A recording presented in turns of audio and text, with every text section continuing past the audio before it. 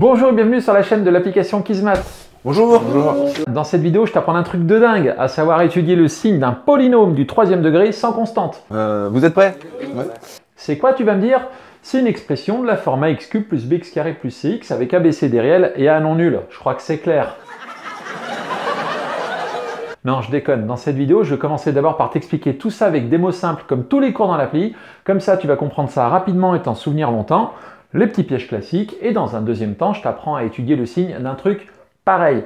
D'ailleurs, sur la chaîne YouTube, je suis en train de poster une vidéo pour chaque cas possible quand tu veux étudier le signe d'une expression et je te suggère fortement d'aller voir toutes ces vidéos et de les apprendre par cœur. Alors je vais tout de suite vous donner des exercices à travailler chez vous. Hein. Pourquoi dans les lycées où je vais, la plupart des élèves que je croise maîtrisent mal cette notion d'étude de signes et du coup, ils bloquent dans le chapitre des fonctions, dans le chapitre des suites, enfin bref, la moitié de l'année. Donc apprends tout ça par cœur et tu verras, tu me diras merci. Oh, j'estime que je me suffis. Allez, c'est parti.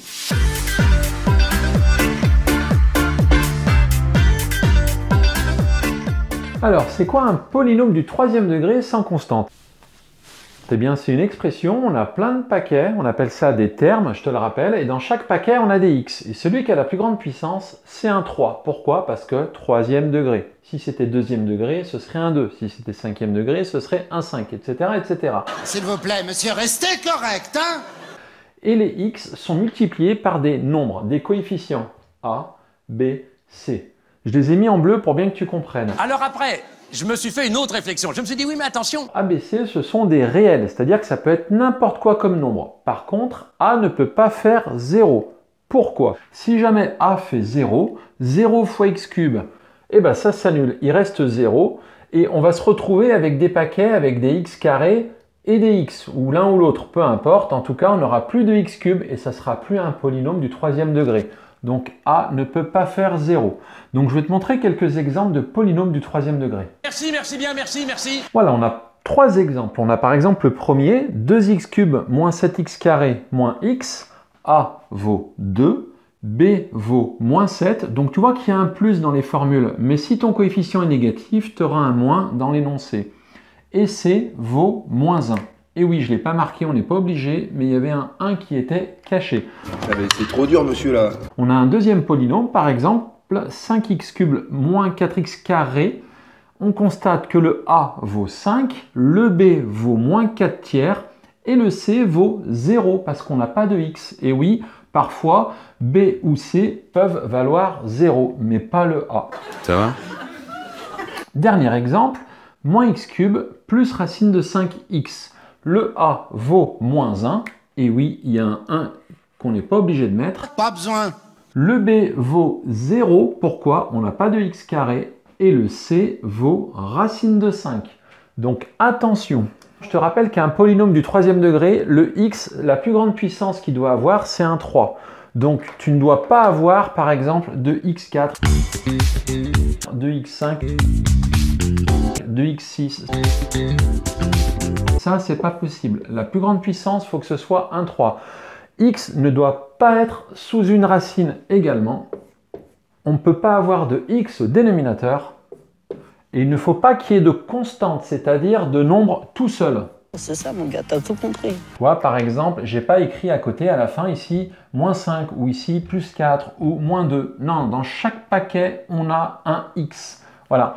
Il n'y a pas de constante, il n'y a pas de nombre tout seul. Voilà ce que c'est un polynôme du troisième degré sans constante.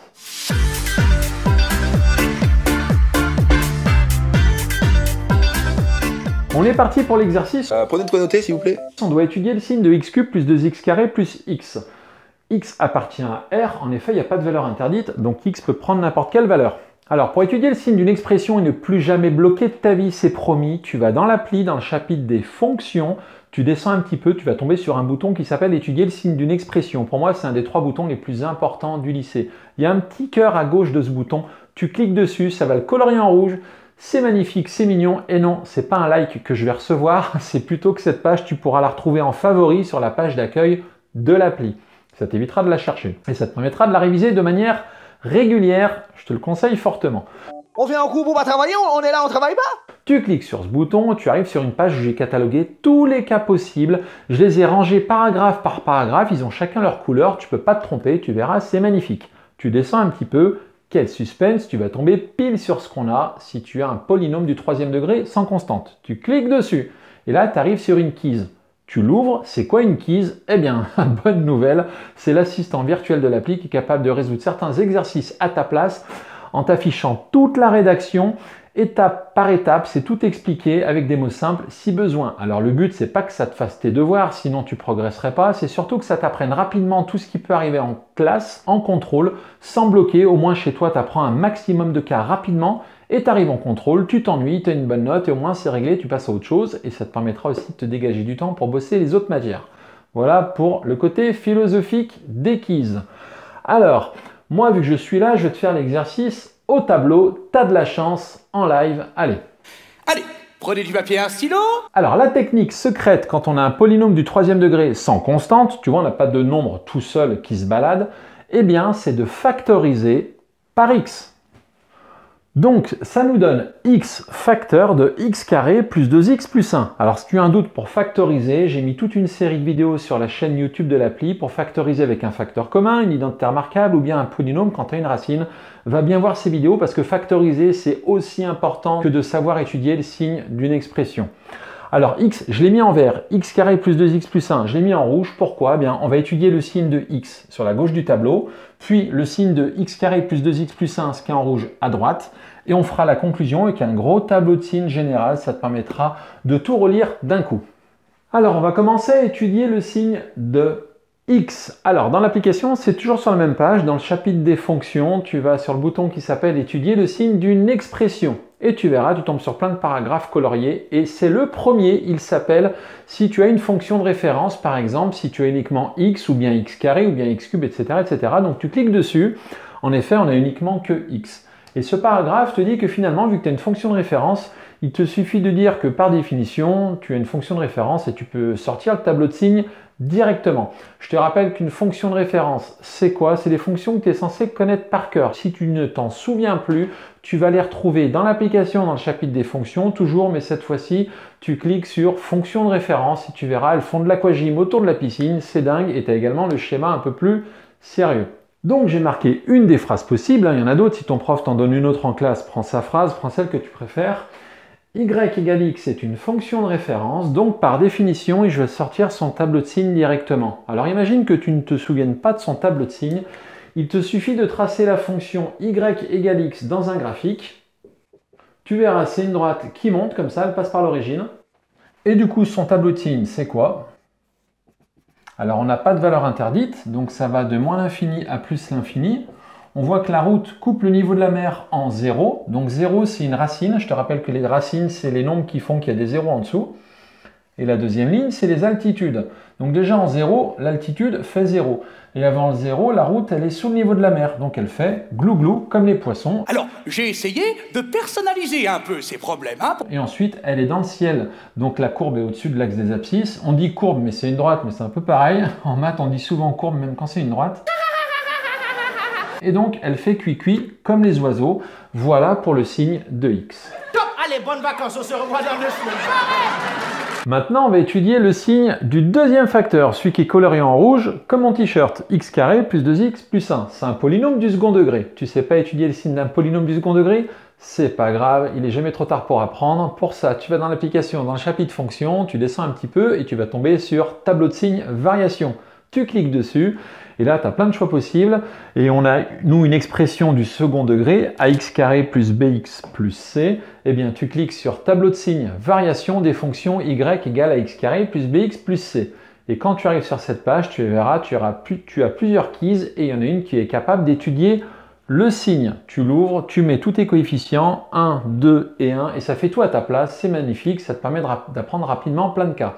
Mais là, je suis toujours aussi gentil que tout à l'heure, je vais le faire au tableau en direct. Je suis content. Donc on a un polynôme de la forme ax carré plus bx plus c. Le a c'est 1, c'est le 1 qui était caché devant le x carré. Le b vaut 2 et le c vaut 1. Pour les polynômes du second degré, je te conseille de toujours comprendre ce que tu fais graphiquement.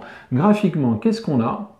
Le c nous dit où est-ce que ça coupe l'axe vertical. C, ça coupe. Tu vois, ça commence par la même lettre. Ça passe par 1. Notre courbe, elle va passer par 1. Le A, il est positif. Vu qu'il est positif, c'est la forme de la bouche d'un smiley. On a donc un U. Mais les U, il y en a plein. Il y a celui-ci, il y a celui-ci, il y a celui-ci, celui-là, celui-là. Enfin bref, il y a plein de U possibles. Donc on va essayer de savoir si notre courbe coupe le niveau de la mer, l'axe des abscisses. Et pour ça, on va utiliser delta, le discriminant. Donc delta égale B carré moins 4AC. B au carré, donc 2 au carré, moins 4 fois A vaut 1, fois C qui vaut 1. Ça fait 0. Quand delta vaut 0, ça signifie que la courbe coupe l'axe des abscisses une seule fois. On a donc une seule racine. On a donc une seule racine qu'on appelle une racine double. Et cette racine double, on l'appelle x0. 0, c'est comme son numéro. Et la formule, c'est moins b divisé par 2 fois a. Ce qui fait moins 2 divisé par 2 fois 1. Ce qui fait moins 1. Donc on sait maintenant que notre courbe, elle passe par 1 au niveau de l'axe vertical. Ça, c'est le C qui nous le dit. Elle est constante et elle coupe le niveau de la mer en moins 1. Et elle est constante, donc on n'a pas le choix. C'est forcément une courbe à peu près comme ça. Du coup, son tableau de signes, qu'est-ce que c'est? Il n'y a pas de valeur interdite dans cet exercice. On est sur R, donc de moins l'infini à plus l'infini. Là, je mets la racine, il n'y en a qu'une seule, c'est moins 1. Et dans la deuxième ligne, je vais mettre le signe de x carré plus 2x plus 1.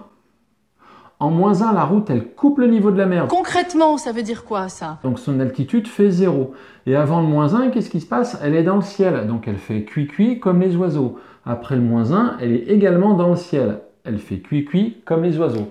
En fait, on a retrouvé le tableau de signes, même si on ne se souvient pas du théorème.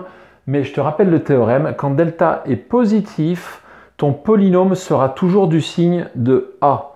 A est positif, et bien ton polynôme sera positif ou nul.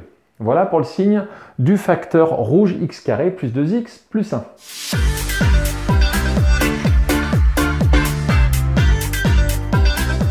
On va maintenant pouvoir conclure et donner le signe de l'ensemble. C'est ce qu'on va faire dans ce paragraphe, le signe de x, facteur de x carré plus 2x plus 1.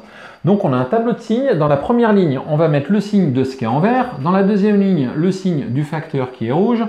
Et dans la troisième ligne, l'ensemble. Non, parce que c'est très important, là, on est au cœur du problème. Hein. Alors, on est toujours de moins l'infini à plus l'infini, parce que x est un réel et il n'y a pas de valeur interdite.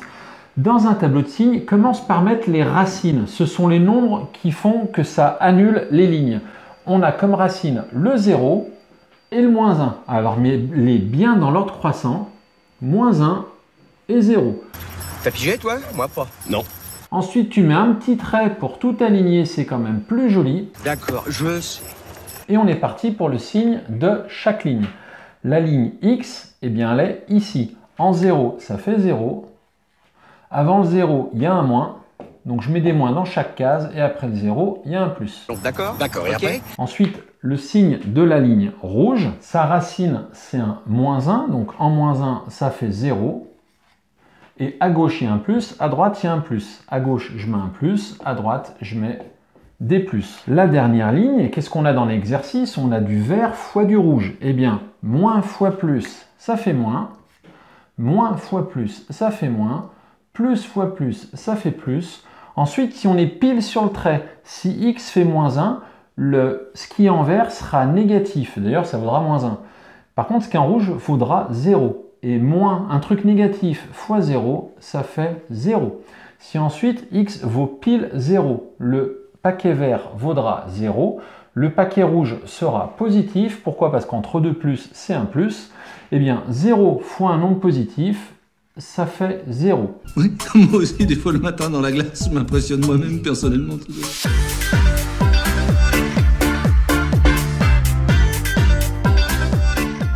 Voilà, cette vidéo est maintenant terminée. Donc, si tu veux faire plaisir à tes amis et leur rendre service, partage-leur toutes les vidéos qui concernent surtout l'étude du signe d'une expression, comme on l'a fait par exemple aujourd'hui. Ça leur évitera de galérer la moitié de l'année en maths, dans les fonctions et dans les suites par exemple. Je te rappelle également que sur la chaîne YouTube de l'appli, j'ai posté une vidéo pour d'autres cas, Quand tu as par exemple un polynôme du second degré, une fonction de référence, etc., va bien voir toutes les autres vidéos qui concernent l'étude du signe d'une expression. Si cette vidéo t'a plu, n'hésite pas à mettre un petit pouce bleu, ça permet de référencer la chaîne. Pense bien également, si ce n'est pas déjà fait, à t'abonner à la chaîne et à cocher la cloche des notifications, sinon tu ne seras pas au courant de toutes les prochaines vidéos qui vont arriver. Sur ce, bye bye.